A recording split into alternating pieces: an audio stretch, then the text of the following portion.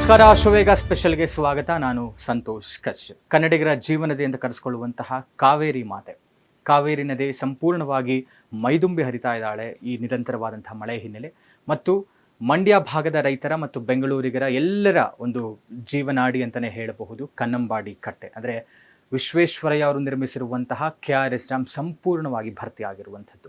ಯಾತಕ್ಕೆ ಈ ವಿಚಾರವನ್ನು ಬಹಳ ಖುಷಿಯಿಂದ ಹೇಳ್ತಾ ಇದ್ದೀನಿ ಅಂತ ಹೇಳಿದ್ರೆ, ಇತಿಹಾಸದಲ್ಲೇ ಪ್ರಪ್ರಥಮ ಬಾರಿಗೆ ಅಂದರೆ ಇಲ್ಲಿಯ ತನಕವೂ ಕೃಷ್ಣರಾಜಸಾಗರ ನಿರ್ಮಾಣ ಆದಾಗಿನಿಂದ ಇಲ್ಲಿಯ ತನಕವೂ ಜೂನ್ ತಿಂಗಳಿನಲ್ಲೇ ಅದು ಪೂರ್ತಿ ಭರ್ತಿಯಾಗಿರುವಂತಹ ಒಂದು ಹಿನ್ನೆಲೆಯೇ ಇಲ್ಲ. This is a record for the first time. June ತಿಂಗಳಿನಲ್ಲಿಯೇ ಕಾವೇರಿ ನದಿ ಹೆಚ್ಚಾಗಿ ಹರಿದು KRS ಡ್ಯಾಮ್ ಪೂರ್ತಿ ಭರ್ತಿಯಾಗಿರುವಂಥದ್ದು. This is for the first time. ಮತ್ತು ಪ್ರತಿ ಬಾರಿ ಅಂದರೆ 1979ರಲ್ಲಿ ಆರಂಭವಾದಂತಹ ಒಂದು ಪ್ರತೀತಿ ಅಂದರೆ ಆಗಿನ ಮುಖ್ಯಮಂತ್ರಿಗಳು ಯಾರಿರ್ತಾರೆ, ಉಪಮುಖ್ಯಮಂತ್ರಿಗಳಾಗಿರಬಹುದು, ಜಿಲ್ಲಾ ಉಸ್ತುವಾರಿ ಸಚಿವರು, ಸ್ಥಳೀಯ ಶಾಸಕರು ಎಲ್ಲರೂ ಒಟ್ಟಾಗಿ ಸೇರಿ KRS ಬಳಿ ಒಂದು ಬಾಗಿನ ಸಮರ್ಪಣೆ ಕಾರ್ಯಕ್ರಮ ಅಂದಿನ ಮುಖ್ಯಮಂತ್ರಿಗಳಾದಂಥ ದೇವರಾಜ್ ಅರಸು ಅವರು ಶುರು ಮಾಡಿದ್ರು.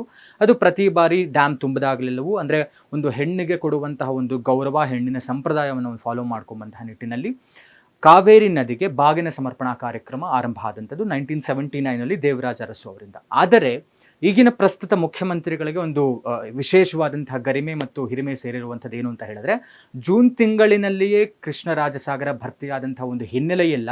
ಅದರಲ್ಲೂ ಆಗಿರುವಂಥದ್ದು ಹೌದು. ಇಂದು ಮುಖ್ಯಮಂತ್ರಿಗಳಾದಿಯಾಗಿ ಉಪಮುಖ್ಯಮಂತ್ರಿಗಳು, ಜಿಲ್ಲಾ ಉಸ್ತುವಾರಿ ಸಚಿವರು, ಎಲ್ಲ ಶಾಸಕರು ಸೇರಿ ಕಾವೇರಿ ನದಿಗೆ ಕೃಷ್ಣರಾಜಸಾಗರದಲ್ಲಿ ಬಾಗಿನ ಸಮರ್ಪಣೆಯನ್ನು ಮಾಡಿದ್ದಾರೆ. ಎಸ್, ಬಹಳಷ್ಟು ಖುಷಿ ಪಡುವಂಥ ವಿಚಾರ. ಕಾವೇರಿ ಹಿನ್ನೆಲೆ ನೋಡ್ತಾ ಹೋದರೆ, ನಾವು ಅದು ಧಾರ್ಮಿಕ ಹಿನ್ನೆಲೆಯಲ್ಲಿ ನೋಡಿದ್ರೆ ಅಗಸ್ತ್ಯರು ಅವರ ಕಮಂಡಲಿನಲ್ಲಿ ಕಾವೇರಿಯನ್ನು ಹಿಡಿದಿಟ್ಕೊಂಡ್ಬಿಟ್ಟಿರ್ತಾರೆ. ಕಾವೇರಿಗೆ ವಿಶೇಷವಾದಂತಹ ಸ್ಥಾನ ಇದೆ. ನಮ್ಮ ಹಿಂದೂ ಪುರಾಣದ ಪ್ರಕಾರ ಸಪ್ತಮಹಾನದಿಗಳಾದಂತಹ ಗಂಗೆ, ಯಮುನೆ, ಗೋದಾವರಿ, ಸರಸ್ವತಿ, ಇದರಲ್ಲಿ 7ನೆಯ ನದಿಯಾಗಿ ಕಾವೇರಿಗೂ ಕೂಡ ಅಷ್ಟೇ ಒಂದು ಸ್ಥಾನ ಇದೆ. ಎಲ್ಲ ಪಾಪಗಳನ್ನು ತೊಳೆಯುವಂತಹ ಜೀವನದಿ ಕಾವೇರಿ. ಇದು ಹುಟ್ಟುವಂಥದ್ದು ಬ್ರಹ್ಮಗಿರಿ ತಪ್ಪಲಿನಲ್ಲಿ, ತಲಕಾವೇರಿಯಲ್ಲಿ ಉದ್ಭವ ಆಗುವಂಥದ್ದು. ಅಲ್ಲಿಂದ ಹರಿದು ಬಂದು ಅದು 2 ಉಪನದಿಗಳಿರುತ್ತೆ, ಅಂದರೆ ಹೇಮಾವತಿ ಮತ್ತು ಲಕ್ಷ್ಮಣ ತೀರ್ಥ ಸೇರಿದಂತೆ ಕಾವೇರಿ ನದಿ ಹರಿದು ಬಂದು ಸೇರುವಂಥದ್ದು ಅಂದರೆ ಕೃಷ್ಣರಾಜಸಾಗರ. ಅದಕ್ಕೆ ಅಡ್ಡಲಾಗಿ ನಿರ್ಮಿಸಿರುವಂತಹ ಅಣೆಕಟ್ಟು.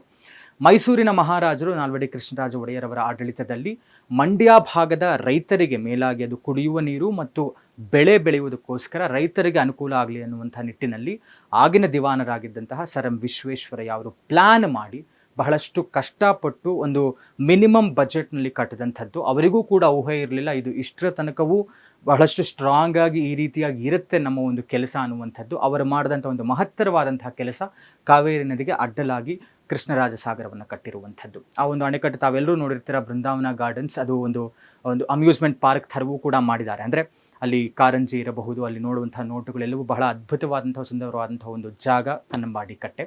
ಅಲ್ಲಿಂದ ಹರಿದಂತೆ ಅದು ತಮಿಳುನಾಡು ಮತ್ತು ಕರ್ನಾಟಕದ ಮಧ್ಯೆ ಇರುವಂಥ ಒಂದು ಒಪ್ಪಂದ, ಎಷ್ಟು ನೀರು ಬಿಡಲೇಬೇಕು ಅನ್ನುವಂಥದ್ದು ಇನ್ನೂ ಕೂಡ ನಡೀತಾ ಇರುವಂಥ ಒಂದು ಸಮಸ್ಯೆ. ಈ ಮಧ್ಯದಲ್ಲಿ ಕರ್ನಾಟಕದಲ್ಲೆಲ್ಲ ಹರಿದು ಕಡೆಗೆ ಅದು ತಮಿಳುನಾಡು ಎಂಟ್ರಿ ಆಗುವಂಥದ್ದು ಅದು ಮೇಕೆದಾಟು ಅಣೆಕಟ್ಟಿರಬಹುದು. ಅಲ್ಲಿಂದ ಅದು ತಮಿಳುನಾಡಿಗೆ ಹರಿದು ಸೀದಾ ಅದು ಅರಬ್ಬಿ ಸಮುದ್ರಕ್ಕೆ ಸೇರುವಂಥದ್ದು ಕಾವೇರಿ ನದಿ. ಹೀಗಿರುವಂಥ ಹಿನ್ನೆಲೆ ಕಾವೇರಿಗೆ ಅಡ್ಡಲಾಗಿ ಕಟ್ಟಿರುವಂತಹ ಅಣೆಕಟ್ಟು ಕನ್ನಂಬಾಡಿ ಕಟ್ಟೆ ಅಂದರೆ ಕೃಷ್ಣರಾಜಸಾಗರ ಮಂಡ್ಯ ಜಿಲ್ಲೆಯಲ್ಲಿರುವಂಥದ್ದು. ರೈತರ ಜೀವನಾಡಿಯಾಗಿ ಎಲ್ಲರಿಗೂ, ಬೆಂಗಳೂರಿಗರು ಸೇರಿದಂತೆ ಬಹುಜನರಿಗೆ ಕುಡಿಯುವ ನೀರಿಗೆ ಇರುವಂಥ ಒಂದೇ ಒಂದು ಮೂಲ ಅಂತ ಹೇಳಿದ್ರೆ, ಒಂದೇ ಒಂದು ನೀರು ನಾವೆಲ್ಲರೂ ಕುಡಿದಿರುವಂಥದ್ದು ಅದು ಕಾವೇರಿ. ಮತ್ತು ರೈತರಿಗೆ ಬೆಳೆಗೋಸ್ಕರ ನಾವು ಇಲ್ಲಿನ ಭಾಗದವರು ಏನು ಊಟ ಮಾಡ್ತೀವಿ ಎಲ್ಲವೂ ಕೂಡ ಕಾವೇರಿ ನದಿಯಿಂದ ಬೆಳೆದಿರುವಂತಹ ಒಂದು ಬೆಳೆ ಇರಬಹುದು.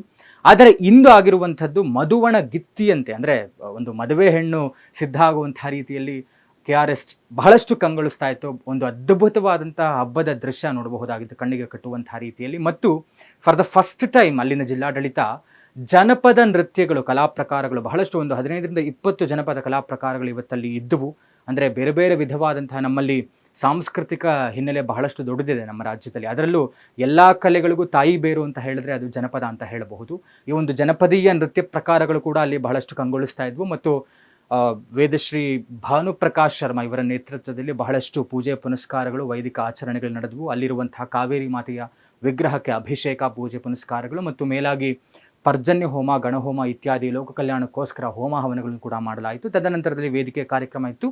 ಅದಕ್ಕೂ ಮುಂಚೆ ಒಂದು ಏನು ಗರ್ಭಿಣಿ ಹೆಂಗಸಿಗೆ ಯಾವ ರೀತಿಯಾಗಿ ಇವರು ಮಡಿಲು ತುಂಬುವಂಥದ್ದು ಅಂತ ಹೇಳ್ತಾರಲ್ಲ, ಆ ರೀತಿಯಾಗಿ ಒಂದು ಹೆಣ್ಣಿಗೆ ಸಮರ್ಪಣೆ ಮಾಡುವಂಥ ಬಾಗಿನವನ್ನು ರಾಜ್ಯದ ನಾಯಕರಾಗಿ ನಮ್ಮೆಲ್ಲರ ಪ್ರತಿನಿಧಿಯಾಗಿ ಮುಖ್ಯಮಂತ್ರಿಗಳು ಇಂದು ಕಾವೇರಿ ನದಿಗೆ ಬಾಗಿನ ಸಮರ್ಪಣೆಯನ್ನು ಮಾಡಿರುವಂಥದ್ದು ಬಹಳಷ್ಟು ವಿಶೇಷತೆಯಿಂದ ಕೂಡಿರುವಂಥದ್ದು. ಇದಾಗಿತ್ತು ಇವತ್ತಿನ ವಿಶೇಷ. ನೋಡ್ತಾ ಇರಿ ಅಶ್ವವೇಗ ಸ್ಪೆಷಲ್.